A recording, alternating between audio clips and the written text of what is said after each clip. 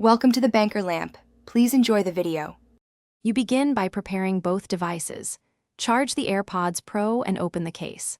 On Android, turn on Bluetooth and make the phones discoverable. This forces a fresh connection and avoids cached profiles.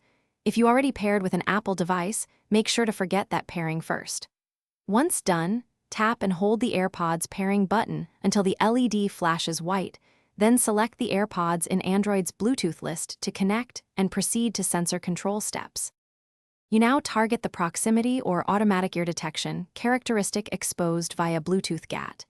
Using Android's Bluetooth details or a utility app, find the AirPods connected device and inspect available services. Once you locate the characteristic labeled for automatic ear detection or similar, write the value that turns it off.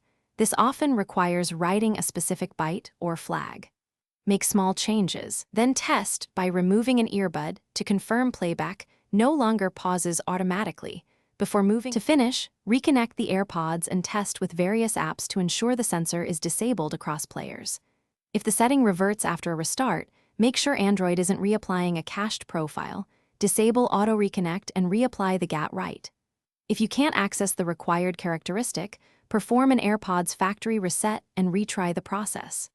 Troubleshooting tip: if writes fail, try a different Bluetooth utility app or another Android device. Sometimes firmware or OS limits block direct characteristic changes. Thanks for watching. If this was helpful, leave a like and consider subscribing. See you next time.